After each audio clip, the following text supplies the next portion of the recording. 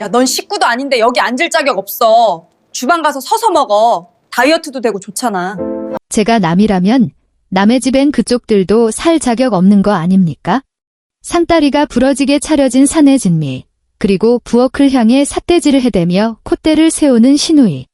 그 모든 풍경을 바라보며 나는 피식 웃었다. 남편은 옆에서 못 들은 척단청을 피우고 시어머니는 팔짱을 낀 채 냉담하게 방관할 뿐이었다. 나는 묵묵히 식은 밥그릇을 들어 올리며 부동산 중개인에게 문자 한 통을 보냈다. 지금 이 순간 그들은 꿈에도 모를 것이다. 이 화려한 강남 한복판의 고급 아파트에서 먹는 이 명절 음식이 그들의 마지막 만찬이 되리라는 것을. 별표 치익 별표. 평평한 프라이팬 위에서 펄펄 끓던 기름이 예고도 없이 터졌다. 노란 기름 방울들이 마치 불에 달궈진 총알처럼 튀어올라 한수아의 손등에 사정없이 박혔다.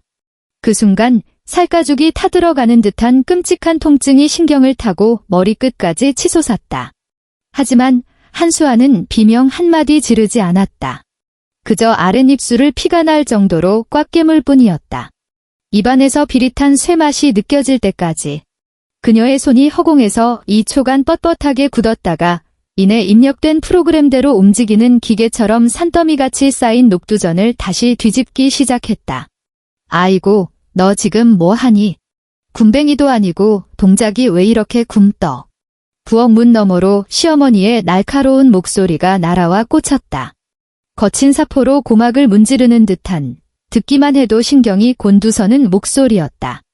새로 맞춘 개량 한복을 곱게 차려입은 시어머니는 팔짱을 낀 채 마치 시장 좌판에 놓인 시들 빠진 배추를 고르듯 한수아를 위아래로 훑어보았다. 그녀는 대나무 채반에 갓 담긴 전을 손가락으로 가리키며 쏘아붙였다. 내가 몇 번을 말하니? 저는 동그랗게, 색깔은 노릇노릇하게 붙이라고 했지. 이거 봐라, 가장자리가 다 탔잖아. 이런 걸 어떻게 제사상에 올려? 조상님들이 노하시겠다. 어쩐지 우리 민혁이가 요즘 일이 안 풀린다 했더니 며느리가 정성이 부족해서 그래, 정성이. 한수아는 고개를 숙인 채 자신의 손을 내려다보았다. 오랫동안 물에 불어 손가락 끝은 하얗게 질려 있었고 방금 된 곳은 붉게 부어오르고 있었다. 한때는 물 한 방울 묻히지 않고 피아노 건반 위를 춤추던 손이었다. 하지만 지금은 기름전 내가 진동하고 거북이 등껍질처럼 거칠어진 손만이 남아있을 뿐이었다. 죄송해요, 어머니. 더 신경 쓸게요. 한수아의 목소리는 목구멍에 손뭉치를 집어넣은 듯 꽉 잠겨 있었다. 죄송하면 다야? 빨리빨리 좀 해. 잡채도 20인분이나 볶아야 하고 갈비탕 기름도 걷어내야지. 민혁이 큰아버지네 식구들 금방 들이닥칠 텐데 상이 비어있으면 내 체면이 뭐가 되겠니? 시어머니는 마치 악취 나는 쓰레기라도 보듯 손을 휘휘 내젓고는 부엌을 나갔다. 부엌 문은 닫히지 않았다. 거실에서는 TV 예능 프로그램의 요란한 효과음이 울려 퍼졌고 뒤이어 가족들의 폭소가 터져나왔다. 한수아는 문틈으로 거실 풍경을 훔쳐보았다. 남편 이민혁이 비싼 이탈리아제 가죽 소파에 널브러져 있었다. 헐렁한 트레이닝복 차림으로 한 손에는 리모컨을, 다른 손에는 한수아가 30분 전에 깎아다 바친 배 조각을 들고 있었다. 이민혁은 TV를 보며 몸을 비틀어대고 웃느라 입가로 배즙이 줄줄 흘러내리는 줄도 몰랐다. 그는 아무렇지 않게 휴지를 쑥 뽑아 입을 닦더니 구겨진 휴지 뭉치를 바닥에 툭 던졌다. 바로 옆 50cm 거리에 쓰레기통이 있는데도 말이다. 민혁아, 배 달지? 시어머니가 아들 옆에 앉아 35 먹은 남자의 머리를 쓰다듬었다. 많이 먹어라. 요즘 일하느라 고생해서 얼굴이 반쪽이 됐네? 달래. 아, 근데 수아는 밥 아직 멀었어? 나 배고파 죽겠는데? 이민혁은 입안 가득 배를 오물거리며 고개도 돌리지 않고 소리쳤다. 금방 될 거야. 기다려라. 엄마가 요기 좀 하게 떡이라도 좀 갖다 줄까? 부엌 안, 뒤집개를 쥔 한수아의 손가락 마디가 하얗게 질렸다. 그녀는 눈을 감았다. 3년 전 그날 밤이 머릿속에 떠올랐다. 한강이 내려다 보이는 레스토랑, 한쪽 무릎을 꿇고 반지를 내밀던 이민혁. 꿀이 뚝뚝 떨어질 듯 하던 그 눈빛. 수아 씨, 나랑 결혼해줘요. 내가 지금은 가진 게 없지만 맹세할게. 평생 당신 손에 물 한 방울 안 묻히게 해줄게. 공주님처럼 떠받들고 살게. 그때의 맹세는 이제 싸구려 코미디보다 더 우스꽝스러운 농담이 되어버렸다. 현실은 물 한 방울은커녕 온갖 기름때와 구정물, 그리고 이 가족들이 뱉어내는 모욕까지 뒤집어쓰고 있는 꼴이었다. 한수아는 깊은 숨을 들이마시며 가슴 밑바닥에서 치밀어 오르는 신물을 억지로 삼켰다. 냉장고에서 핏물이 뚝뚝 떨어지는 거대한 양념갈비 통을 꺼냈다. 얼음장 같은 냉기가 화상 입은 피부를 찔렀지만 멈출 수 없었다. 이곳에 있는 고기 한 점, 파 한 단, 심지어 거실에서 번쩍거리는 85인치 TV까지 전부 그녀의 돈으로 산 것들이었다. 하지만 이 집에서 그녀는 월급 한 푼 없는 하녀일 뿐이었다. 기름 냄새와 칼질 소리 속에서 시간은 무심하게 흘렀다. 창밖으로 서울의 겨울밤이 빠르게 내려앉았고 유리창에는 뿌연 성에가 끼기 시작했다. 그때 현관 도어록이 해제되는 소리가 들렸다. 별표 띠, 띠, 띠, 띠 철컥 별표. 문이 열리자마자 차가운 바깥바람과 함께 비싼 향수 냄새가 훅 끼쳐 들어왔다. 오빠, 엄마, 우리 왔어. 교태 섞인 목소리와 함께 또각또각 하이힐이 대리석 바닥을 찍는 소리가 울렸다. 신우이 이지은이었다. 그녀는 캐시미어 코트를 입은 남자와 팔짱을 낀 채 들어왔다. 최근 이 집안의 자랑거리인 재벌 사위가 될 약혼자였다. 이지은은 미색 밍크 코트를 걸치고 시즌 한정판 샤넬 백을 들고 있었다. 눈부시게 화려한 그녀의 모습은 꼬질꼬질한 앞치마를 두르고 기름 냄새에 찌든 한수아와 잔인할 정도로 대조적이었다. 아이고, 우리 공주님 왔어. 시어머니가 용수철처럼 튀어나가며 얼굴에 주름이 지도록 활짝 웃었다. 한수아에게는 단 한 번도 보여준 적 없는 환대였다. 어서 와라, 밖이 많이 춥지? 어머나, 이분이 박서방 될 분인가 보네. 정말 인물이 훤해. 한수아는 가스불을 줄이고 손을 대충 닦은 뒤 거실로 나갔다. 아무도 신경 쓰지 않겠지만 그래도 인사는 해야 했으니까. 지은 아가씨, 오셨어요. 한수아가 억지로 입꼬리를 올렸다. 코트를 벗던 이지은이 고개를 돌려 한수아를 위아래로 훑었다. 경멸이 뚝뚝 묻어나는 눈빛이었다. 그녀는 미간을 찌푸리며 코앞에서 손부채질을 해댔다. 언니, 부엌에서 대체 뭘 태운 거야? 온 집안에 기름 쩐 내가 진동을 하네. 캑캑, 숨 막혀. 내 코트 산지 얼마 안 된 건데 냄새 배면 어떡해? 이지은은 한수아를 벌레 보듯 하며 벗은 코트를 약혼자에게 넘겼다. 마치 한수아와 눈을 마주치는 것조차 불쾌하다는 태도였다. 제사상에 올릴 전이랑 잡채하느라 그래요? 한수아가 나직하게 대답했다. 됐고, 거기 멍하니 서서 길 막지 말고 과일이나 좀 내와라. 넌 어째 눈치라는 게 없니? 시어머니가 귀찮다는 듯 손을 휘저었다. 한수아는 말없이 부엌으로 돌아가 미리 깎아둔 과일 접시를 들고 나왔다. 찻상 위에 접시를 내려놓자마자 이지은이 사과 한 조각을 집어 입에 넣었다. 아삭 하고 씹는가 싶더니 이내 인상을 확 구겼다. 이지은은 씹던 사과 조각을 값비싼 카페트 위에 그대로 뱉어버렸다. 아, 뭐야? 사과가 왜 이렇게 푸석해? 언니, 이거 싼 맛의 떨이로 사온 거지? 진짜 너무한다. 오빠가 밖에서 뼈 빠지게 벌어오는데 과일 하나 제대로 된 걸 못 사? 궁상맞게 진짜. 이지은은 불만스런 표정으로 약혼자를 돌아보며 콧소리를 냈다. 자기야, 이해해줘. 우리 새언니가 원래 이래? 평생 일 한 번 안 해보고 집에서 오빠 등골만 빼먹고 살아서 그런지 이런 고급 과일 고르는 법을 잘 몰라.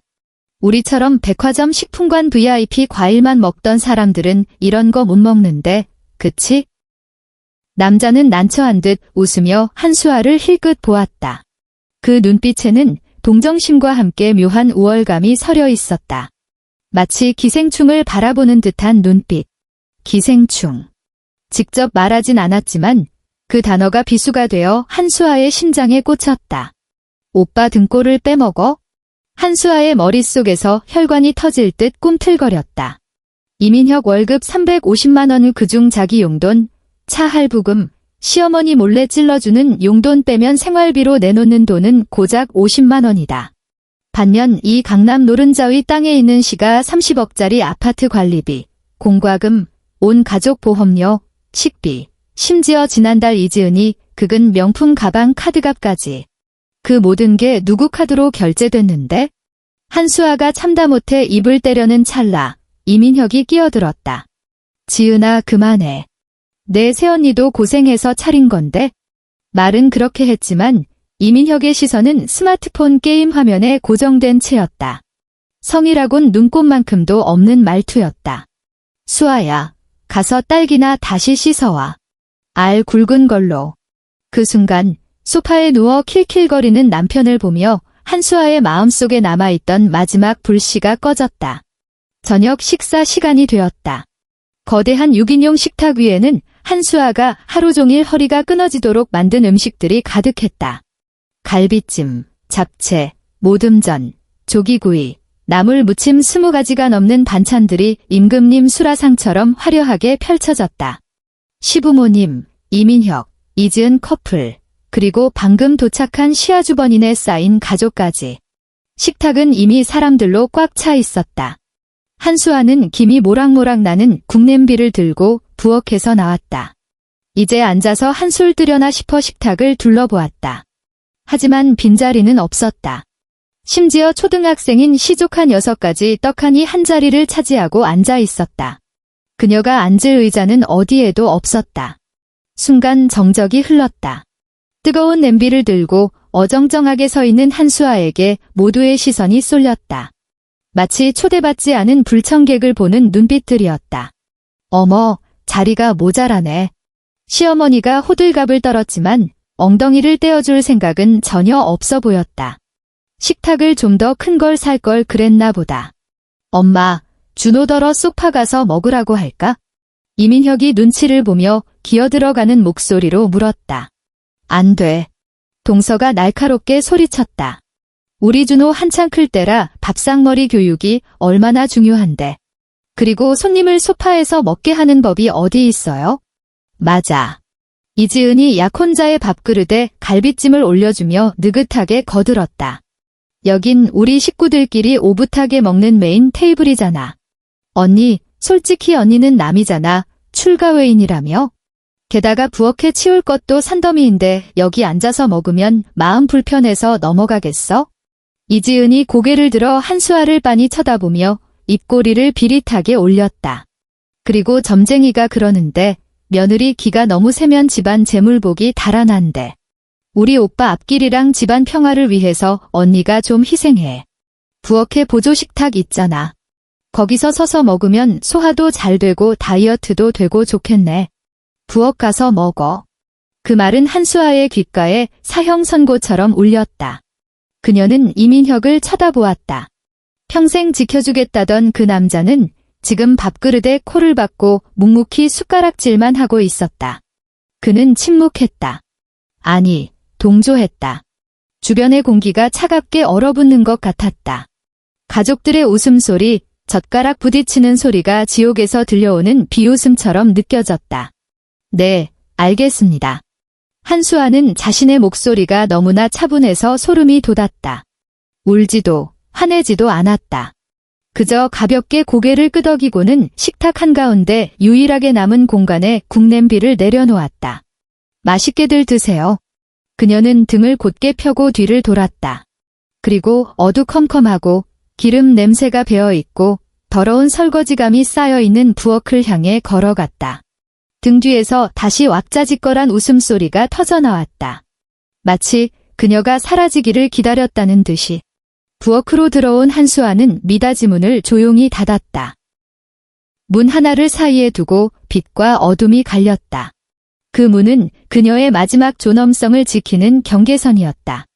그녀는 차가운 대리석 조리대에 엉덩이를 걸치고 앉았다. 옆에는 먹다 남은 찬밥 한 덩이와 공기에 산화되어 거무튀튀해진 김치 몇 조각이 놓여 있었다. 이게 그녀의 설날 만찬이었다. 한수아는 젓가락으로 딱딱하게 굳은 찬밥을 입에 밀어 넣었다. 모래알처럼 거친 밥알이 목구멍을 긁으며 넘어갔다. 기계적으로 턱을 움직였다. 한 번, 두 번. 뚝. 그녀는 젓가락을 조리대 위에 내려놓았다. 고개를 들어 부엌 창문을 바라보았다. 유리에 비친 자신의 얼굴. 핏기 하나 없는 창백한 얼굴에 헝클어진 머리카락. 텅 빈 눈동자는 마치 말라버린 우물 같았다. 하지만 그 깊은 어둠 속에서 파란 불꽃이 일렁이기 시작했다. 너무 오랫동안 억눌려왔던 이제는 모든 것을 태워버릴 분노의 불꽃이었다. 한수아는 앞치마 주머니에서 스마트폰을 꺼냈다. 손끝이 미세하게 떨렸지만 그것은 두려움 때문이 아니었다. 전율이었다. 잠금 화면을 풀자 서늘한 빛이 어두운 부엌을 밝혔다. 그녀는 친구들에게 하소연하는 메신저를 켜지도 친정엄마에게 울며 전화하지도 않았다. 대신 파란색 아이콘 하나를 눌렀다. 국내 최대 부동산 거래 앱이었다. 로딩 화면이 지나고 내 자산 페이지가 떴다. 화면 정중앙에 이 아파트의 정보가 선명하게 떠올랐다. 서울시 강남구 청담동 자이아파트 101동 1501호 소유자 한수아. 현재 시세 32억 원. 대출 잔액 0원. 차가운 숫자들의 나열이었지만 지금 한수아에게는 세상 그 어떤 시보다 아름답게 보였다. 이 집은 그녀가 결혼 전에 마련한 그녀의 재산이었다. 결혼할 때 그녀는 이민혁의 가짜는 자존심을 세워주기 위해 그리고 시댁 식구들이 아들을 대릴 사위 취급하지 않게 하려고 엄청난 거짓말을 했다. 시댁에서 해준 전세금에 대출을 끼고 산 집이라고. 심지어 리얼리티를 살리기 위해 매달 이민혁에게서 200만 원씩 받아 대출금 상환 명목으로 챙겨두었다가 그 돈을 다시 그의 노후 연금 계좌에 차곡차곡 모아주기까지 했다. 그녀는 살얼음판을 걷듯 조심스럽게 남편의 자존심을 지켰고 이 가정의 평화를 유지했다. 하지만 돌아온 대가는 무엇인가? 부엌 구석의 찬밥, 기생충이라는 모욕, 그리고 남이라는 낙인. 그래, 내가 남이라면 내 집에는 내 식구만 살아야지. 한수아의 입꼬리가 비틀리며 서늘한 미소가 번졌다. 그녀의 손가락이 붉은색 매도 버튼 위에서 잠시 멈췄다. 망설임은 없었다. 톡. 화면에 팝업 창이 떴다. 해당 매물을 등록하시겠습니까? 확인. 그녀는 곧바로 앱을 종료하고 주소록을 열어 1502호 최 여사를 찾았다. 바로 옆집에 사는 졸부, 사채업으로 돈을 긁어 모아 2층 전체를 터서 펜트하우스로 만들고 싶어 안달이 난 여자였다.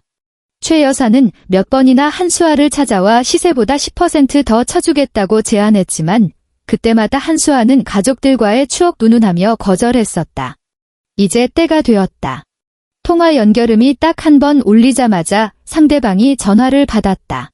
어머, 이게 누구야? 한 선생님 아니셔? 명절날 웬일로 전화를 다 주시고? 혹시 마음이 바뀌신 건가? 최 여사의 목소리는 놀라움과 기대감으로 한껏 들떠 있었다.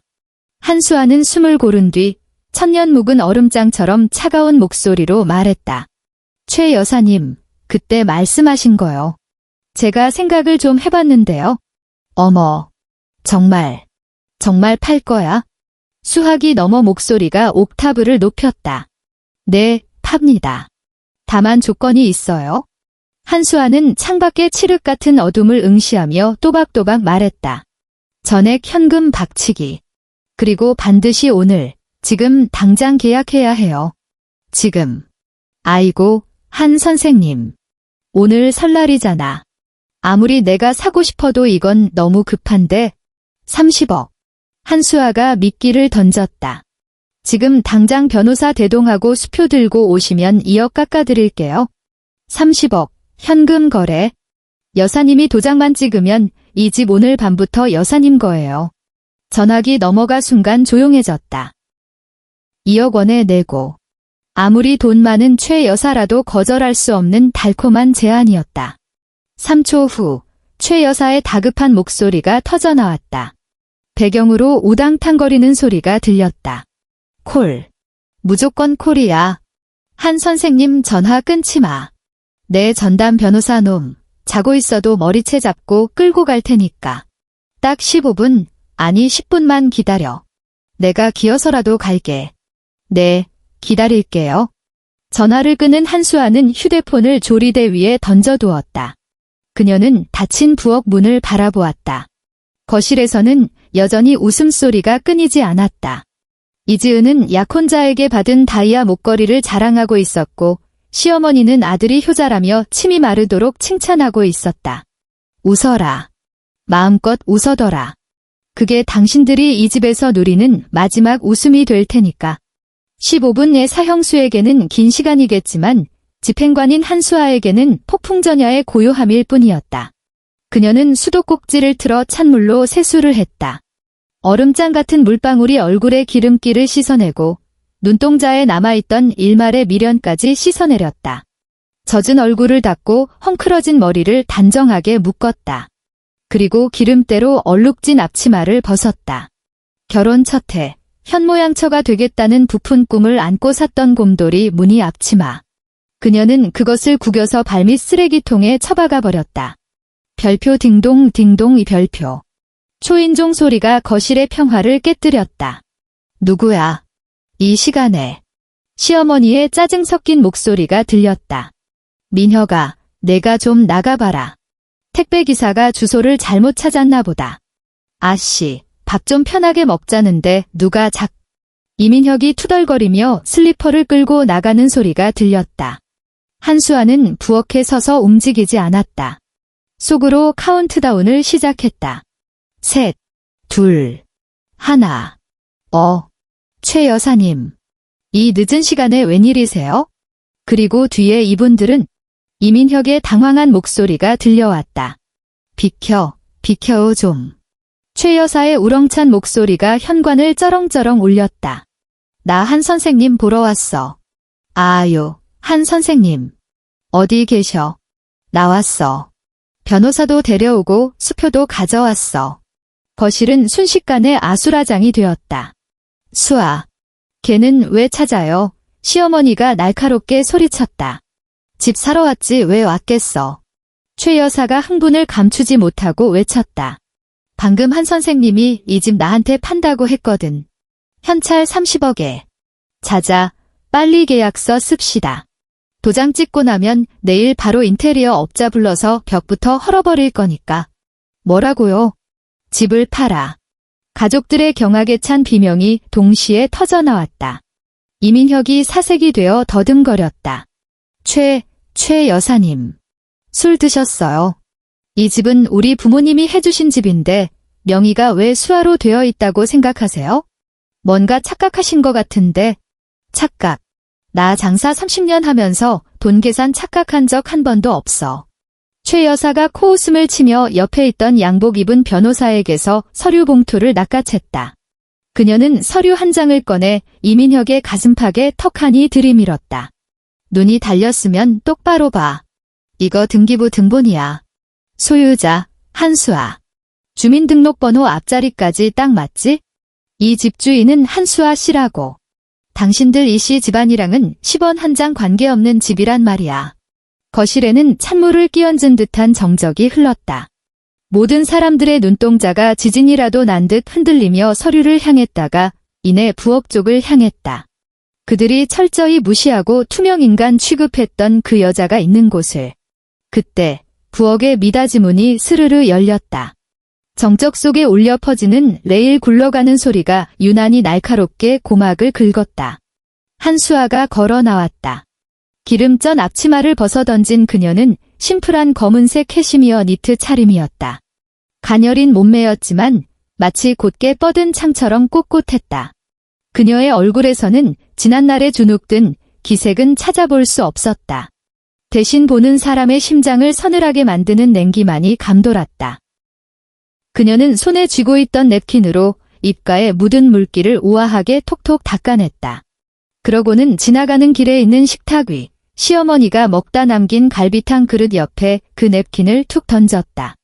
그녀는 사색이 된 이민혁도 입을 딱 벌리고 굳어버린 시어머니와 시누이도 쳐다보지 않았다. 그녀는 곧장 최 여사 앞으로 걸어가 변호사가 건네는 펜을 받아 들었다. 미리 준비된 부동산 매매 계약서 위에 물 흐르듯 막힘없이 자신의 이름을 적어 내려갔다.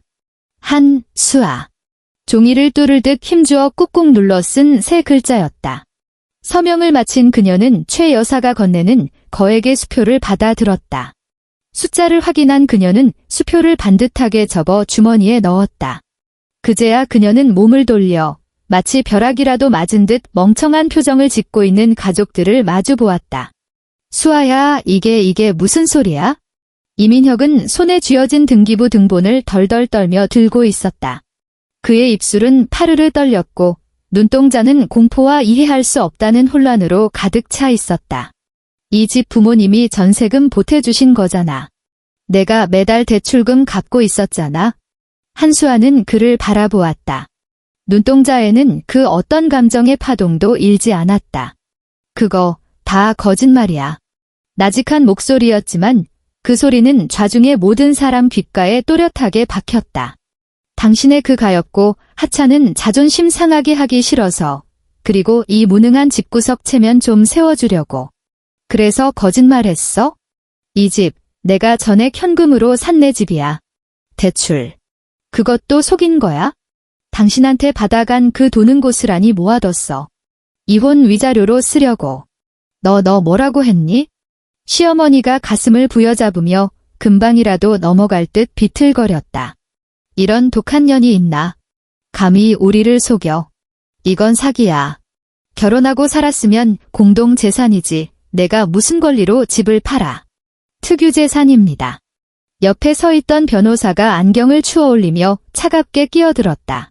대한민국 법률상 혼인 전 전액을 본인 자금으로 취득하여 개인 명의로 등기한 부동산은 개인의 특유재산에 해당합니다.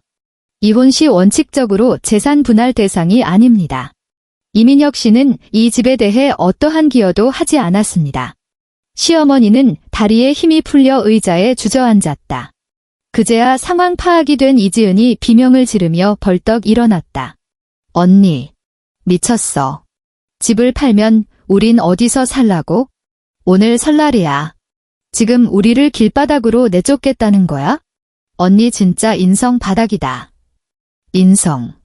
한수아는 세상에서 가장 우스운 농담이라도 들은 듯 피식 웃음을 터뜨렸다. 그녀는 또각또각 구두 굽소리를 내며 식탁을 향해 걸어갔다. 그 소리는 마치 그들의 심장을 쪼아대는 장송곡처럼 들렸다. 그녀는 이지은의 코앞까지 다가가 방금 전까지 자신을 기생충이라 조롱하던 여자를 싸늘하게 내려다보았다. 방금 아가씨가 그랬지? 나는 남이라고. 한수아의 목소리가 급격히 차가워졌다. 눈빛은 칼날처럼 예리했다. 내가 남이라며? 그럼 남의 집엔 식구들이 살면 안 되지.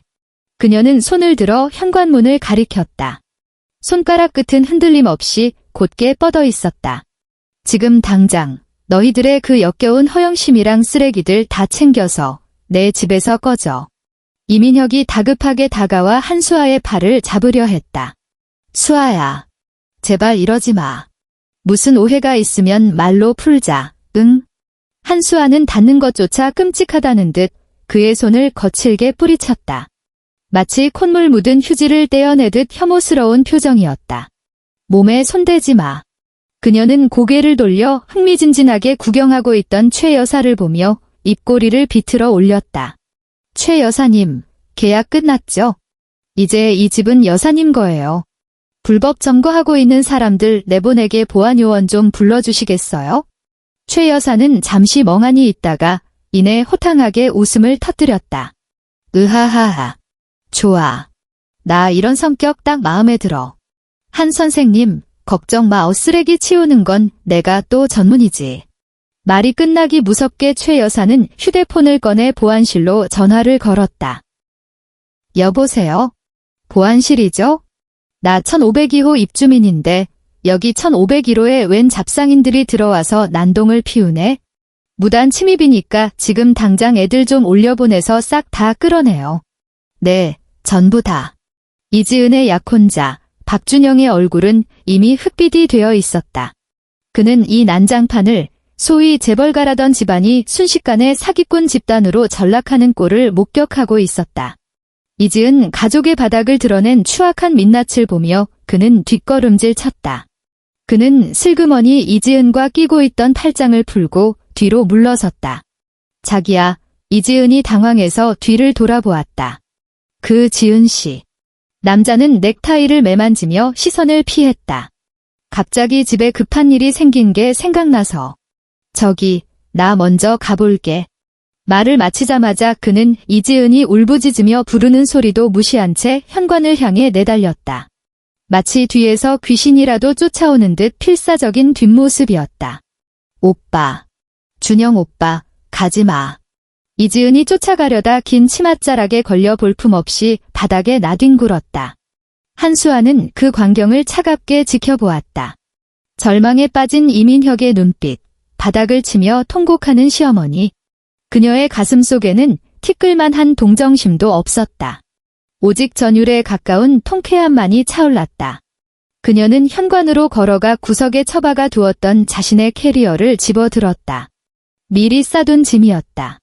손잡이를 길게 뽑아든 그녀는 한때 집이라고 불렀던 공간을 마지막으로 둘러보았다.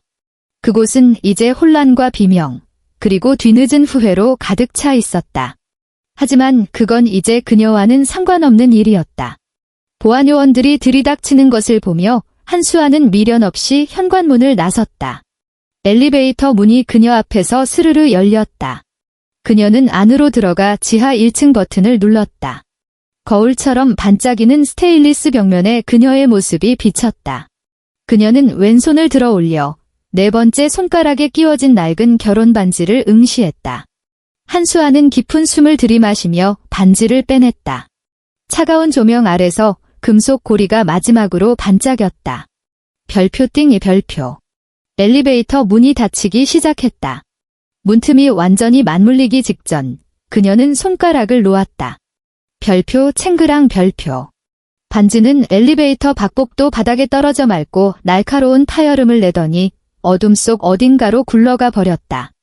엘리베이터가 하강을 시작했다. 중력이 느껴지는 순간 한수아는 오히려 영혼이 날아오르는 듯한 해방감을 느꼈다. 엘리베이터 표시창에 지하 1층을 알리는 불이 들어오며 맑은 도착음이 울렸다. 문이 양옆으로 열리자 지하 주차장 특유의 습하고 서늘한 공기, 고무 타이어 냄새와 매캐한 배기가스 냄새가 훅 끼쳐왔다. 결코 향기롭지 않은 냄새였지만 한수아의 코에는 방금 그 비싼 향수와 기름 냄새가 뒤섞인 아파트보다 만 배는 더 상쾌하게 느껴졌다. 그녀가 캐리어를 끌고 엘리베이터를 나섰다. 에폭시 바닥 위로 바퀴 굴러가는 소리가 웅장하게 울려 퍼졌다.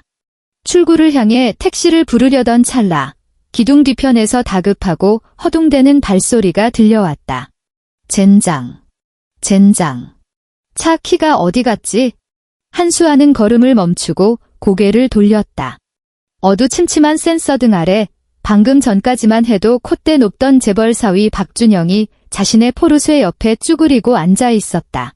그는 주머니를 미친 듯이 뒤지며 다른 한 손으로는 휴대폰을 꽉 쥐고 있었다.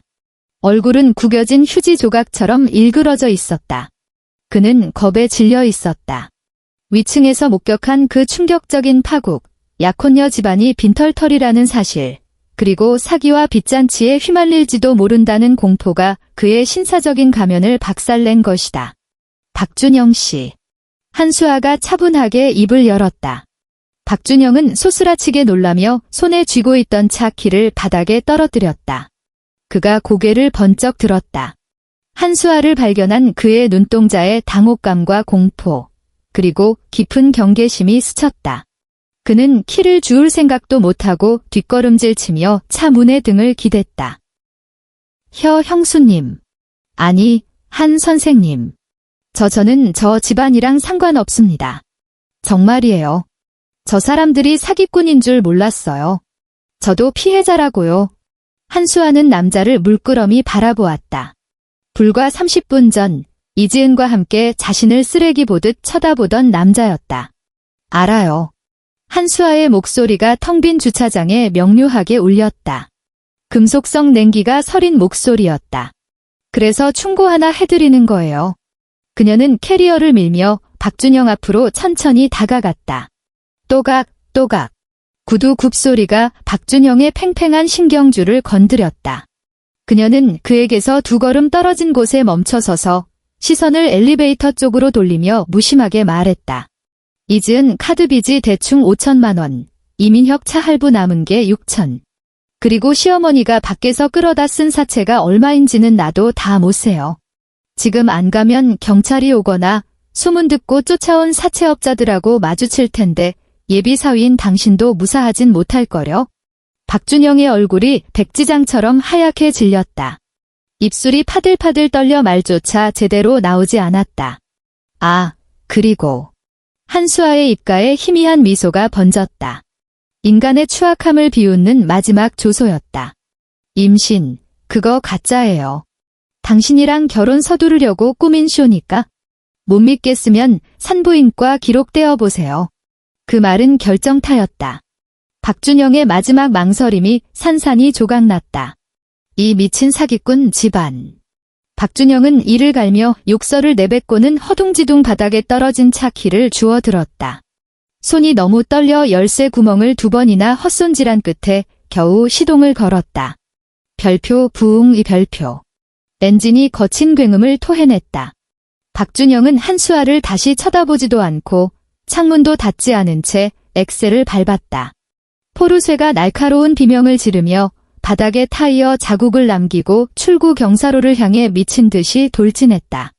붉은 미등이 어둠 속에 잔상을 남기며 순식간에 사라졌다. 주차장은 다시 죽은 듯한 정적에 잠겼다. 한수아는 그 자리에 서서 차가 사라진 방향을 보며 하얀 입김을 내뱉었다. 다 끝났다.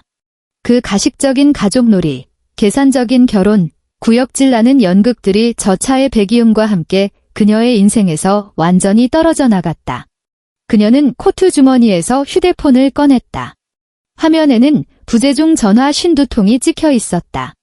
남편 30통, 시어머니 15통, 아가씨 7통. 휴대폰은 지치지도 않고 징징대며 진동했다.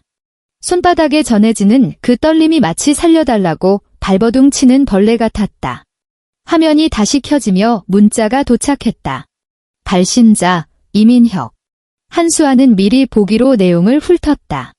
오타와 느낌표로 범벅이 된 문장들에서 발신자의 손떨림과 멘탈 붕괴가 고스란히 전해졌다. 어디 갔느냐고, 돌아와서 설명하라고, 진짜 보안요원들이 올라왔다고, 엄마 아빠 쓰러지기 직전이라고 애원하고 있었다. 한수아의 표정에는 미동도 없었다. 그녀의 엄지손가락이 화면 위에서 잠시 멈췄다가 연락처 썰정으로 들어갔다. 복수에 성공한 자의 광소도 히스테릭한 오열도 없었다. 그녀의 손놀림은 놀라울 정도로 차분했다. 마치 어떤 신성한 의식을 치르는 사제처럼. 이민혁 선택. 이 발신자 차단. 확인. 시어머니 선택. 차단. 확인. 이지은 선택. 차단. 확인. 하나씩 누를 때마다 휴대폰의 진동이 잦아들었다. 마침내 세상이 완벽하게 조용해졌다. 한수아는 휴대폰을 넣고 캐리어를 끌며 택시 승강장으로 향했다. 서울의 겨울바람은 매서웠다. 특히 설날 밤의 거리는 텅 비어 있었고 가로등만이 홀로 흩날리는 눈발을 비추고 있었다. 주황색 택시 한 대가 미끄러지듯 다가와 섰다. 백발이 성성한 기사님은 명절날 밤 커다란 짐 가방을 들고 홀로 서 있는 여자를 보며 의아한 눈빛을 보냈지만 이내 직업적인 친절함으로 물었다. 어디로 모실까요? 한수아는 뒷좌석에 몸을 실었다. 훈훈한 히터 바람이 얼어붙은 몸을 감쌌다. 가죽 시트가 뽀드득거리는 소리, 그것은 자유의 소리였다. 그녀는 등받이에 몸을 기대고 창밖으로 빠르게 멀어지는 풍경을 바라보았다. 어둠 속에 우뚝 솟아불을 밝히고 있는 그 고급 아파트 단지가 점점 작아져 하나의 점이 될 때까지. 잠실로 가주세요. 한수아의 목소리는 부드럽지만 단단했다. 시그니엘 호텔이요. 기사님이 백미러로 힐끗 그녀를 쳐다보았다. 아이고, 좋은데 가시네요. 명절에 호강하러 가시나 봅니다. 한수아는 차창에 비친 자신의 얼굴을 마주 보았다. 화장은 조금 번졌고 머리는 헝클어졌지만 그 눈동자만큼은 전례 없이 찬란하게 빛나고 있었다. 네, 그녀가 나직하게 대답했다. 제대로 된 설 쇠러 가요. 다음 날, 설날 아침. 101층 높이의 통유리창을 통해 쏟아지는 아침 햇살이 넓은 침대 위를 가득 채웠다. 한수아는 구름 위에 누운 듯한 포근함 속에서 눈을 떴다. 신경질적인 알람 소리도, 부엌에서 달그락거리며 냄비 던지는 시어머니의 소음도, 이민혁의 코 골며 자는 소리도 없었다. 가습기에서 뿜어져 나오는 은은한 백차 향기와 창밖으로 파노라마처럼 펼쳐진 서울의 전경만이 있을 뿐이었다. 그녀는 몸을 뒤척이며 손을 뻗었다. 손끝에 닿는 건 5년 써서 보풀이 낡은 이불이 아니라 이집트산 면 시트의 서늘하고 매끄러운 감촉이었다. 그녀는 상체를 일으켜 침대 헤드의 패널을 눌렀다. 커튼이 양옆으로 스르르 열렸다. 발 아래로 서울이 납작하게 엎드려 있었다. 멀리 한강이 은색 리본처럼 겨울 햇살을 받아 반짝였다. 예전에는 매일 저 강을 보았다. 아파트 뒷베란다. 빨래 건조대에 널린 속옷과 양말 사이 틈새로 훔쳐보던 한강이었다. 그때의 한강은 끝나지 않는 가사 노동과 탈출할 수 없는 감옥을 의미했다. 하지만 지금 그녀는 룸서비스로 올라온 갓짠 오렌지 주스를 들고 실크 가운을 걸친 채 여왕처럼 이 도시를 내려다보고 있었다. 협탁 위에 놓인 새 휴대폰이 짧게 울렸다. 어젯밤 새로 개통한 번호였다. 이 번호를 아는 사람은 극히 드물었다. 발신자는 최 여사였다. 그녀의 집을 산 그 졸부 이웃. 한수아는 휴대폰을 들어 음성 메시지를 재생했다. 수화기 너머로 최 여사의 우렁찬 목소리가 생생하게 들려왔다. 배경에는 착착 하고 화투패 섞는 소리가 깔려 있었다. 아이고, 한 선생님. 새해 복 많이 받아. 아니, 사람이 너무 매정하네. 어젯밤 그 대하 드라마 같은 명장면을 끝까지 안 보고 가다니. 진짜 텔레비전보다 더 재밌었다니까. 뒤이어 2분짜리 동영상 하나가 전송되었다. 한수아는 재생 버튼을 눌렀다. 최 여사가 베란다 위에서 몰래 찍은 듯 화면이 조금 흔들렸지만 상황은 선명하게 보였다. 아파트 화단 앞이었다. 어젯밤 늦은 시각의 풍경이었다. 이민혁 가족 4명과 시아주버니네 식구들이 마치 피난민처럼 찬바람 속에 오들오들 떨며 서 있었다. 그들의 발치에는 보안요원들이 가차없이 끌어내 던져버린 잡동사니들이 어지럽게 널려 있었다. 시어머니는 지퍼도 채 닿지 못한 여행 가방 위에 걸터앉아 허벅지를 치며 보안실 쪽을 향해 대성통곡을 하고 있었다. 산발이 된 머리에 그 비싼 개량 한복에는 흙탕물이 튀어 엉망이었다. 삿대질하던 위풍당당함은 온데간데 없었다. 이민혁은 땅바닥에 쪼그리고 앉아 머리를 감싸 쥐고 있었다. 마치 모래 속에 머리를 처박은 타조 꼴이었다. 가장 눈에 띄는 건 이지은이었다. 그녀는 미친 사람처럼 이민혁의 멱살을 잡고 흔들며 비명을 지르고 있었다. 아마 약혼자가 도망간 책임을 묻는 듯 했다. 하지만 이민혁은 죽은 듯이 고개만 숙이고 있을 뿐이었다. 시아주버니네 식구들은 이미 저만치 떨어져서 선을 긋고 있었다. 동서가 시어머니에게 삿대질하며 뭐라 따지는 모습이 보였다. 아마 너희 집 거짓말 때문에 우리까지 명절에 쫓겨났다고 원망하는 모양이었다. 영상의 마지막은 붉고 푸른 경광등을 번쩍이며 경찰차가 들어오는 장면이었다. 최 여사의 고소해 죽겠다는 해설이 이어졌다. 내 말 좀 들어봐. 나중에 경찰이 왔는데 주민 신고 들어왔다고 조용히 하라잖아. 근데 그 노인네가 바닥에 들어 누워서 땡깡을 피우니까 경찰이 안 봐주고 서까지 가자고 하더라고. 아가씨는 화장이 다 번져서 꼭 귀신꼴을 해가지고 울고불고 나중에 들어보니까 갈 데가 없어서 호텔도 다 꽉 찼고 돈도 없는지 온 식구가 짐 끌고 서초동 24시 찜질방으로 갔대. 아이고, 설날을 찜질방 바닥에서 보내다니 아주 복 터졌네. 터졌어. 한수아는 영상 속 일그러진 시어머니의 얼굴에서 화면을 정지시켰다. 불과 24시간 전 전이 동그랗지 않다고 타박하고 기생충이라 욕하던 얼굴이었다. 이제 그들은 발냄새 진동하고 사람들로 미어터지고 바닥에 먹다 남은 계란 껍데기가 굴러다니는 찜질방 로비, 그 차가운 바닥에서 이 단란한 명절을 보내게 될 것이다. 그녀의 돈도, 그녀의 집도, 그녀의 시중도 없이. 그들은 드디어 그들의 수준에 딱 맞는 삶을 찾은 것이다. 한수아는 동영상을 껐다. 마음은 고요한 호수처럼 잔잔했다. 동정심도 지나친 희열도 없었다. 그저 길가의 쓰레기가 청소부에게 치워진 것을 본 것처럼 당연한 순리라고 느껴질 뿐이었다. 그녀는 휴대폰을 내려놓고 욕실로 향했다.